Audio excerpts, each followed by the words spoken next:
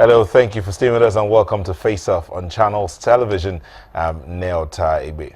Now, a couple of things have happened in the course of this month and a lot of people have had to react differently. For instance, the legislature. The members of the legislature and their actions. Now, this group of people have always had to get new vehicles for every session. That's one action they take anytime they come in. They claim it's for oversight functions or for other responsibilities they have to deal with. It has always generated varied reactions from the general populace. Now, the 8th Senate recently purchased, or reportedly purchased, 108 sports utility vehicles, allegedly at double the price, and have started taking delivery and distributing, even as some senators claim that the paucity of funds have hindered the statutory obligations of their standing committees. The president of the Nigerian Labour Congress, Ayuba Waba, has kicked against this action, describing it as appalling and insensitive, especially at this time the country is experiencing severe economic challenges. There have been other reactions from different quarters. Some ask, where did the Senate get the money for the purchase of cars when the budget has not been signed or without appropriation? How is it possible that these men who were supposed and women who are supposed to be representing the people are not sensitive to the plight of the citizenry? Questions back and forth. But let's take a moment and listen to a senator who reacted to the news of the purchase of 108 vehicles. They said they bought just about 30 or thereabout. And then we will hear from the General Secretary of the Nigerian Labour Congress, their reaction to the whole situation. First, I would like to say that the issue that we bought 108 cars is totally wrong. It's not correct, but we bought 36 cars. And these 36 cars, because each member, each senator in each state is either a chairman or a vice chairman. And we gave one car to each state to share among themselves as a utility car. So we don't have money to buy the 108 cars. And on the issue of buying cars without appropriation, no. This is totally wrong, because this has been appropriated in the 2015 budget. 2015 budget. So we use what we had in the 2015 to buy the 36 cars so that it can go around to each state. Then the issue of the cost of the car. The cost of the car, in fact, the showroom price of the car, the cost of the car is 36.5 million. And we are surprised. The car we bought is V8, Land Cruiser VXR V8, not V6. And for people to understand. And therefore, minimum showroom price is about 31 million. Minimum. And then when you put 10% VAT and tax, then that will arrive 36.5 million. We'll take a moment and come back to hear from the General Secretary of the Nigerian Labour Congress. We'll be back, don't go away. Okay, now let's go over to our Abuja studio. We have the General Secretary of the Nigerian Labour Congress to tell us what they think about this purchase of the vehicles. Dr. Peter Ozoeson, please tell us what's the reaction of the Nigerian Labour Congress to the purchase of these vehicles by the Senate. Well, as we have already said, we believe that the economic times that the nation faces would have to determine what is done in various areas of national governance. And in particular, we believe that the law, as it were, of what constitutes the remuneration to National Assembly members and senators has been prescribed by the a package put together by the Revenue Mobilization Fiscal Commission. And there, in relation to cars, what is provided for is for a loan system to be given to each senator or each member of the House to purchase their own vehicles.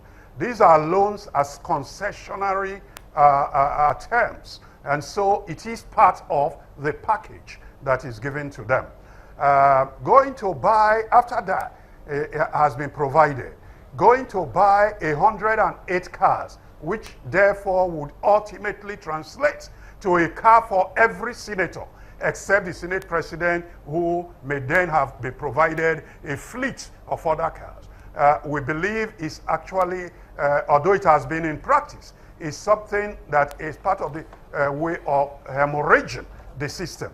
And we believe that this is wrong, particularly at this time in which the economy is bleeding, in which workers are not able to be paid their salaries.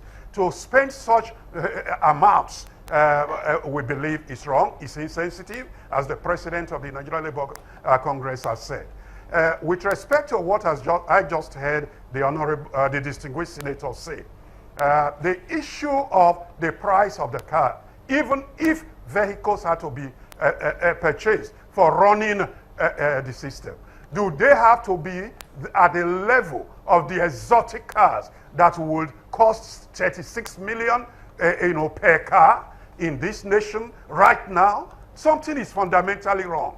And we think that the distinguished senators owe the nation the responsibility to cut their own coats to fit the economic times, the realities of the economic times. And therefore, if these cars have been bought, as the President has said, they should return them. There are vehicles that they can buy, where 36 million can buy 3 or 4 vehicles that would be as serviceable in providing service to committees and not comfort to individuals. And we think that these need to be addressed. And so the statement put out by the President of the Nigerian Labour Congress represents our position. And if the senators are now saying that all they bought are 36 cars and not 108, it's possible if they stop at the 36, let them return the 36 and use money to provide vehicles that are more in tune with the realities of the time, that can then service the functioning of the Senate. That would be our position on this. Thank you very much, Dr. Peter Ozayason, General Secretary of the Nigerian Labour Congress. Thank you very much for speaking with us.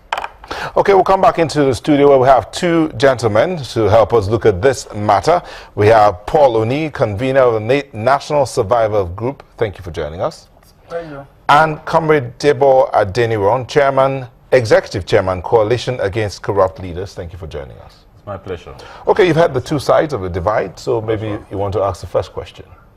Well, I want to ask Mr. Oni, am I correct? Yeah, okay. Why do you think that every state of this country, as at now, both rich and the poor, deserve to contribute 36 million naira to the luxury of each senator in the National Assembly at this point in time in Nigeria? The same reason why they were comfortable contributing so much to the luxury of the president of the country. The privileges given to the offices by the Constitution and by the nature of our governance here stipulates that they do that. The president is leading with that, so why shouldn't the Senate too? Well, it is. I'm not sure that it's a competition between the executive, the judiciary, and the legislature. I believe that what we have to take each arm of government in its own merit, because the government is singular. It's just one government, one federal government of Nigeria. Okay? So we are just looking at what has happened in the Senate. Why is it that they don't empathize with the majority of Nigerians who cannot, about more than 80% of us actually, cannot afford expendable resources that is up to $2 a day. That is, they are living below poverty line. Now, just like somebody has, I mean, the gentleman from the NSC has mentioned, there are cars that could be bought with far lower prices that will still serve the utility that the 36.5 million cars each can. When you multiply it by 36.5 by 36, you know how much it makes. I mean, it comes to. Then, when you now look at what other facilities, what other equipment, what other material, what other comfort that many Nigerians that are being ravaged with government induced poverty has imposed on us, you will just say that it is a wrong time, it is sadistic, it is ungodly, it is unwarranted, and it is inappropriate at the time they are doing it. It's like they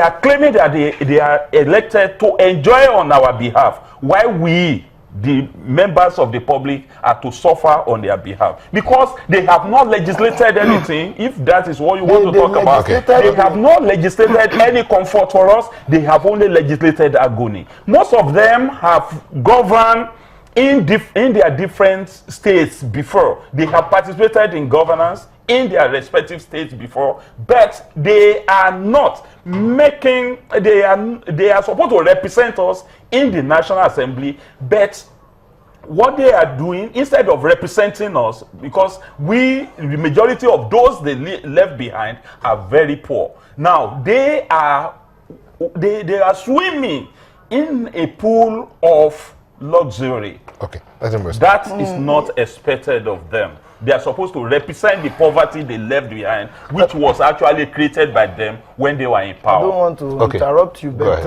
I think you've really made your point. You gave a lot of adjectives to qualify the position of the Senate. Good.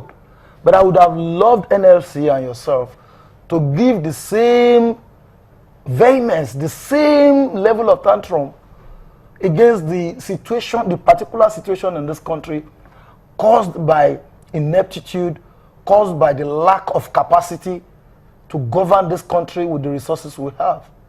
Caused by what? Talk about the first situation that we have now. Who caused I've it? not seen. Hello, I gave you your time. I gave you your time. You see, what I want NLC.